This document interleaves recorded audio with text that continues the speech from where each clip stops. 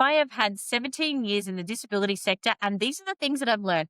Hi, guys. I'm Sarah from Sarah Knows Support Workers podcast. Today, I am running solo and I am coming to you by myself to host this episode because I feel like it's really important that I can tell you all what I have learned in this sector for the last 17 years. So, when I first started in the disability sector, I was 19 years old. Like, at a service in Melbourne's West, and that was 17 years ago. And I have pretty much seen so many changes in that period of time. So, in this episode, I want to share with you all some of the biggest things that I have learned in the sector, and not from a book and not from policies, but from showing up for the last 17 years, from listening, from walking alongside the people that we serve. So, you're probably wondering, Sarah, what the hell have you learned about? When I first started, I worked under block funding.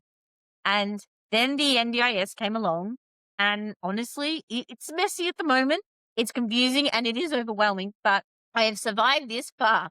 And I didn't just survive, I thrived. And the funding, the systems change, everything, the language changes, but the work still continues and stays the same because our role is to support the people that we serve to live the fullest of their lives and live an ordinary life. So, what I have learned, all right.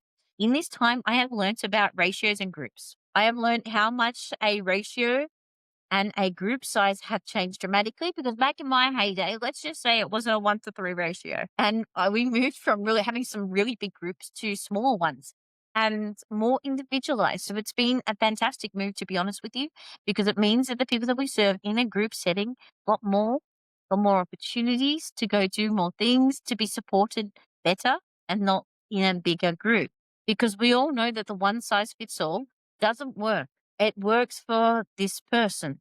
So that shift has changed a lot and it really does matter. It changes how people live, how they were supported, and the voices were heard. I've learnt about language and how the names have changed. Yeah, and it's continuing to change right now. The titles, the words, especially in Victoria, what we call things today have changed. What we call things today isn't what we called them years ago, and it wouldn't be what it is now in the future. I'll give you an example. Back in the heyday, it was called accommodation group homes. Yep. And now it is somebody's home. So it is completely different to ever before. But behind every name change is still a person. And that really does matter. So what I've learned about accommodation, particularly, right? So this is in Victoria. Accommodation has changed so much. So we're seeing more seals than ever before, which was back in the heyday, accommodation, group homes, all sorts of different names. I had so many different names to now. And what it has done, to be honest with you, it has given an opportunity to people for more than ever before because it used to be like a ratio of 1-to-5. And now we've got houses within our community that have a ratio of 1-to-3. So it means a smaller number in the house, so more opportunity to do and engage in activities than ever before. But also we're funding people a lot different before, where we might be a 1-to-3 ratio, and we're funding somebody for 1-to-2. It's got to go down to the person that we serve and their supports and what they really need to absolutely thrive in their home environment. So there's more choice, there is more flexibility, and there's more ways for a person to live a life of their own and as independent. And it's not perfect, but it's still progress. And you're probably seeing now, especially in this space, that there's a lot more people living independently than ever before, not in nursing homes, not in bigger accommodation with the numbers. It's more independence. And that's bloody brilliant to watch. So what I've learned about choice and control, because this is really important, it all ties in. One of the biggest lessons I have learned that choice and control belongs to the person that we serve. And not me, not a provider, not the system, not the family. It's the person that we serve. And sometimes, if I'm really honest, that can feel limiting for a support worker. And it can be limiting for a support worker to make sure, like, especially if you've got a mindset that doesn't always see the importance of it or the way that you are working and the people that you're working around, because you are who you sit with. That is really important to remember that if you're working with people with really limited mindsets, I dare say you will get a limited mindset. But it's not about comfort. It's about the person that we serve and what they want. And our jobs are to listen and to take take out bollards wherever possible for that person. Here's one quick 15-second ad. Looking for the right support worker? Meet Swifty Matchy, the app where you watch quick videos, feel the vibe, and choose who supports you. No more waiting, no more guessing, and just real choices. Swifty Matchy, your vibe, your support, your way. Learning to step back is a part of this, and it works well for the person we serve because they are the main character, the main energy for. So what I've learned about myself in this period of time is that I've learned to leave my own thoughts and opinion at a front door. Yep, yeah, I have.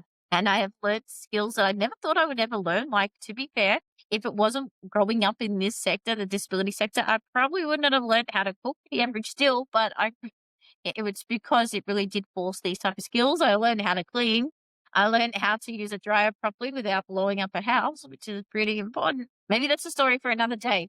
But life skills I probably should have learned at home, to be fair.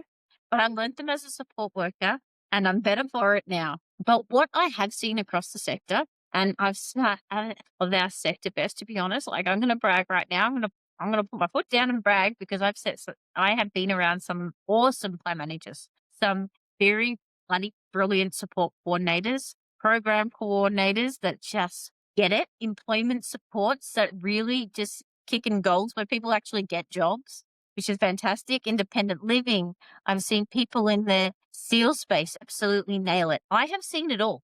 And I have watched this sector grow and change and evolve in the last 17 years. And I truly believe that the next 17 years are going to be a game changer. And the one thing that has never changed, to be fair with you, because a lot of things have changed, but one thing that has never changed is, and that I've always held on to, is, and always have probably focused very hard on, and one thing that I will continue to teach support workers is advocacy and choice. And standing up for the people that we serve is incredibly important. Listening to them, backing them, letting them lead. This is the heart of our job and always has and always will be. So I want you to take this on board as a support worker. Our job and our main job is to listen and to help provide opportunities for them to grow and develop their skills. So if you're a support worker in 2026, listening to this right now, whether you're new or you've been around the block a couple of while, know this. You are a part of a sector that changes and changes a lot.